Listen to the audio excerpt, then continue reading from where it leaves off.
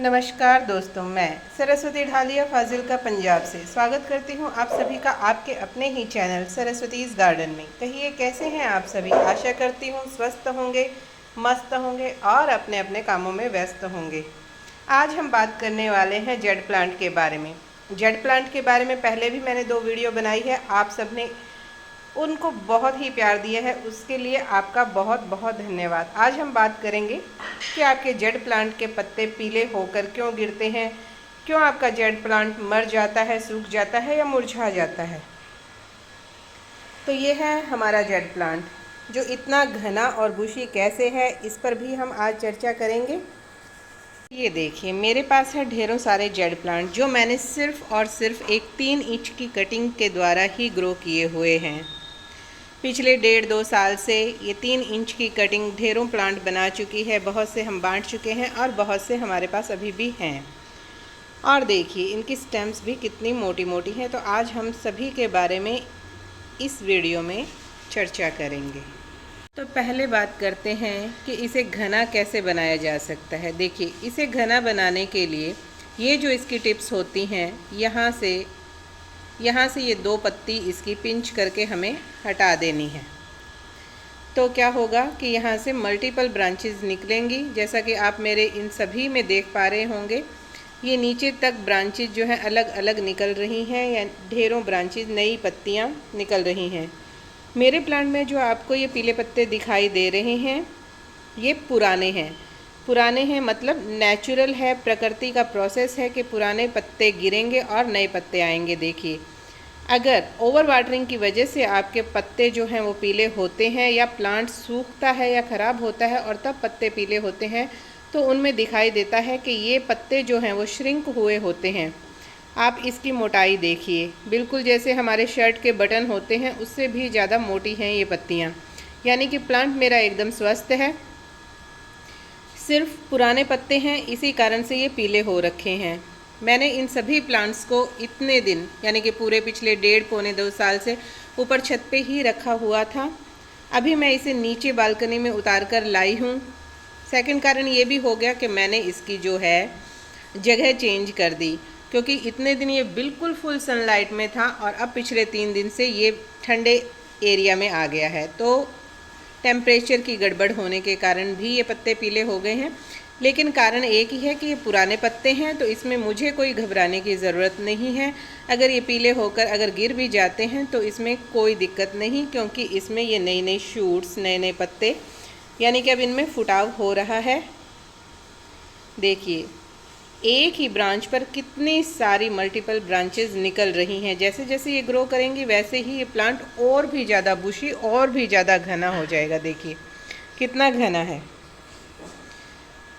बात करें पत्तियों के पीले होने की, तो इसका एक और कारण है अंडर वाटरिंग या ओवर वाटरिंग। अंडर वाटरिंग और ओवर वाटरिंग के कारण आपकी पत्तियां हमेशा श्रिंक हो जाएंगी, कभी भी ऐसे मोटी या फ्लशी नहीं रहेंगी। श्रिंक, अगर आपकी पत्तियां श्रिंक है, अगर ग्रीन वाली भी श्रिंक है, तो आप समझ जाइए कि या तो आपने उसमें ओवर वाटरिंग कर रखी है या अंडर वाटरिंग कर रखी है। बेसिक लोग यही कहते हैं कि अंडर वाटरिंग के कारण पत्तियाँ जो है वो श्रिंक हो जाती हैं। नहीं, 2 रीज़न होते हैं। जब प्लांट आपका अंदर से स्टेम उसकी गल रही हो तब भी इसकी पत्तियां श्रिंक होकर ख़राब होने लग जाती हैं। इस प्लांट को हेल्दी और बुशी बनाए रखने के लिए कम से कम 5 से 6 घंटे की धूप इसे ज़रूर से दें। ये फुल सनलाइट का पौधा है। हमेशा माली लोग आपको या नर्सरी में आप जाते हैं तो आपको ये इंडोर प्लांट कहकर आपको दिया जाता है, जबकि ये इंडोर प्लांट बिल्कुल भी नहीं है। अगर आप इसको इंडोर रखते हैं तो जैसे ये इसकी पत्तियां बिल्कुल घनी घनी और पास पास में है, वैसा इसका लुक नहीं होगा। प्लांट जो है आपका लैगी हो जाएगा। ब्रांचेस सिर्फ एक ही स्टेम होगी जो लंबी सी ऐसे लटकती हुई सी होगी, उसके अंदर इतना घनापन नहीं होगा। ये जो पत्तियां इतनी पास पास दिखाई दे रही हैं, इस प्रकार का स्ट्रक्चर उनका नहीं होगा। इस समय जेड प्लांट का ग्रोइंग पीरियड है। देखिए सब में नए शूट्स, नई पत्तियां आ रही हैं। तो अगर आपके पास भी जेड प्लांट है तो आप इन कुछ बातों का ध्यान रखिए। एक तो इसे फुल सनलाइट में रखिए। अगर ज़्यादा देर की फुल सनलाइट नहीं है तो आप कम से कम 3 से 4 घंटे तो आप इसे सनलाइट में रखिए, जिससे कि आपकी स्टेम्स भी मोटी होंगी और ऐसे पत्तियां घनी घनी होंगी और ये न्यू शूट्स, न्यू लीव्स जो हैं वो आती रहेंगी। जेड प्लांट के मरने का सबसे बड़ा कारण, सूखने का सबसे बड़ा कारण है हमारा ओवर वाटरिंग करना। अंडर वाटरिंग से कभी भी ये प्लांट हमारा ख़राब नहीं होगा, आप निश्चिंत रहिए। 15 दिन में भी एक बार अगर आप इसे पानी देते हैं तो ये मरेगा नहीं, लेकिन अगर 15 दिन में आप इसे 10 बार पानी दे देंगे तो ये ज़रूर मर जाएगा, क्योंकि इसकी स्टेम्स जो हैं वो गलने लगती हैं, गलकर ख़राब हो जाती हैं, सूख जाती हैं, अंदर से काला होना शुरू होती हैं, रूट रोट हो जाता है और हमारा प्लांट धीरे धीरे करके डेड हो जाता है। इस प्लांट को ज़्यादा खाद की ज़रूरत नहीं होती है। आप इसे साल में 2 बार, सितंबर लास्ट में और फरवरी फर्स्ट में आप इसे कोई भी गोबर की खाद, vermicompost, leaf compost, kitchen waste compost या जो भी खाद आप यूज़ करते हैं वो खाद आप इसे दे सकते हैं। यह हाई फीडर नहीं है।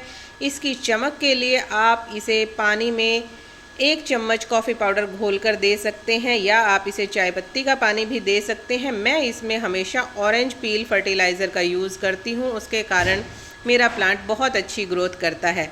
अगर आप बोन मिल का यूज़ करते हैं तो अपने प्रत्येक प्लांट में 1 चम्मच बोन मिल आप यूज़ कर सकते हैं। बोन मिल भी इसके लिए बहुत ही अच्छा फर्टिलाइज़र है। अगर बात करें इसे कैल्शियम की और आपके पास बोन मिल नहीं है, तो अगर आपके पास चॉक है तो आप एक चॉक को इसकी मिट्टी में दबाकर छोड़ सकते हैं, उससे भी इसमें कैल्शियम की कमी की पूर्ति हो जाएगी।